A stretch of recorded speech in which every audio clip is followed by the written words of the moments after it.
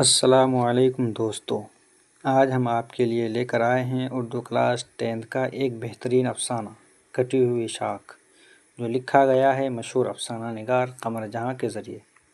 اس افسانے میں ایک ایسے نوجوان کا ذکر ہے جو سماج کی پابندیوں سے تنگ آ کر اپنی نئی راہ تلاش کرتا ہے۔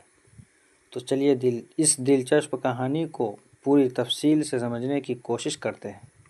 ویڈیو کو آخر تک ضرور دیکھیے۔ قمر جہاں کی پیدائش کب ہوئی؟ قمر جہاں کی پیدائش 1951 سے 1952 عیسوی میں ہوئی۔ قمر جہاں کی پیدائش کہاں ہوئی؟ قمر جہاں کی پیدائش سمستی پور کے مردم خیز گاؤں میں بزرگ دوار میں ہوئی۔ قمر جہاں کے والد کا نام کیا تھا؟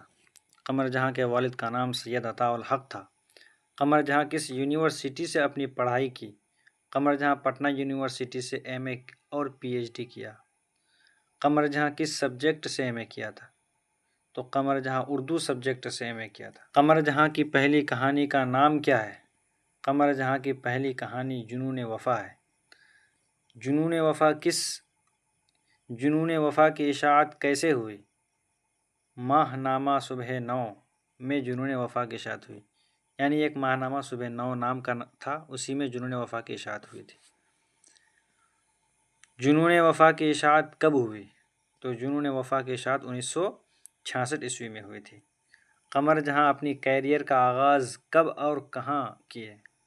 تو قمر جہاں اپنی تدریسی کیریئر کا آغاز سندروتی مہیلا کالج بھاگلپور سے کیا اور بعد میں بھاگلپور یونیورسٹی کے صدر شعبہ بن گئے، یعنی وہیں پر پڑھ کے وہیں پر صدر شعبہ بن گئے۔ قمر جہاں کے افسانوی مجموعوں کے نام بتائیے۔ قمر جہاں کے 3 افسانوی مجموعے ہیں: چارہ گر، اجنبی چہرے اور یاد نگر۔ قمر جہاں کا کون سا افسانہ ہمارے نصاب میں شامل ہے؟ تو قمر جہاں کا افسانہ کٹی ہوئی شاخ ہمارے نصاب میں شامل ہے۔ قمر جہاں کے خاندان کس چیز سے دلچسپی رکھتے تھے؟ قمر جہاں کے خاندان علم و ادب سے تعلق رکھتے تھے۔ اعلیٰ تعلیم حاصل کرنے کے لیے قمر جہاں کہاں گئی؟ اعلیٰ تعلیم حاصل کرنے کے لیے قمر جہاں پٹنہ گئے تھے۔ کہاں؟ پٹنہ آ گئے تھے، ٹائپنگ مسٹیک ہے۔ حرف آگہی کا تعلق کس صنف سے ہے؟ حرف آگہی کا تعلق تنقید سے ہے۔ چارہ گر کس کی تصنیف ہے؟ تو چارہ گر قمر جہاں کی تصنیف ہے۔ اب کچھ الفاظ معنی ہے۔ نحیف کے معنی ہوتا ہے کمزور، باعث کے معنی ہوتا ہے وجہ۔ اسد کس افسانے کا کردار ہے؟ تو کٹی ہوئی شاخ کا کردار ہے، یعنی اسد نام کا لڑکا ہی سماج سے اپنے آپ کو کٹا ہوا محسوس کرتا ہے۔ تو دوستو، یہ تھا افسانہ کٹی ہوئی شاخ کا مکمل خلاصہ۔ امید ہے کہ آپ کو اس ویڈیو سے فائدہ ہوا ہوگا۔